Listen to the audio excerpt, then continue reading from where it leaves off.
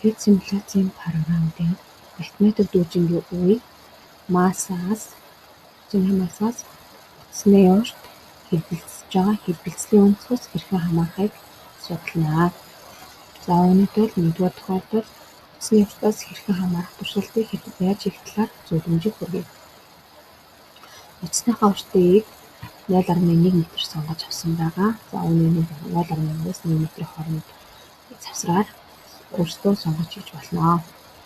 За массыг бид яг одоогийн байдлаар 0.1 кг-ыг сонгосон байгаа. За дэлхий дээр гэж авч үзээд үрэлтийг бол дунд зэрэг гэж авч үзсэн байгаа. За ингээд секундометр ашиглана. За ингээд 5 градусаар хэлбэлзүүлнэ. Ингээд 10 удаа хэлбэлзүүлж шаардлагатай байгаа хугацааг нь хэмжиж авах. 1 2 3 4 5 6 7 8 9 10.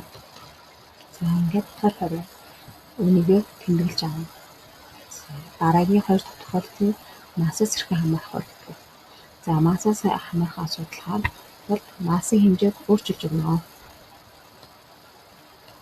0.2 кг болгож өөрчлөе. Секундометрээр тэглэнэ. Ингээд мөн адил 5 градусын өнцгөөр хэлбэлзүүлнэ. Ингээд 10 удаа хэлбэлзэж хугацааг хэмжиж авна. За нэг бүтэн хэлбэлзүүлэхээс дараа секундометрээр дарж байгаа учраас 2 дахь хэлбэлзлээс би авч байгаа.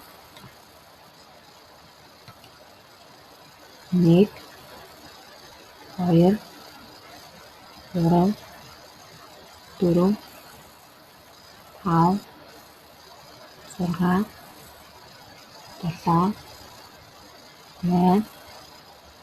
9 10.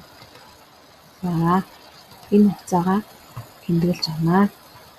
3 дахь тохиолдол болох математик дүүжингийн үе өнцгөөс хэрхэн хамаарахыг судлахдаа масс болон ачааны уртыг тогтмол байлгана. Ингээд зөвхөн өнцгийн хэмжээг өөрчилж үзэх юм. 10 градусын өнцгөөс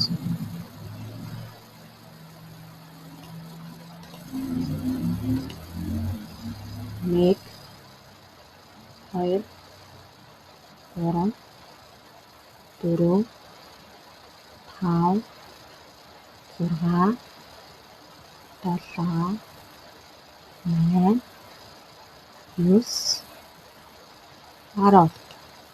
За ингээд хугацааг тэмдэглэж авнаа.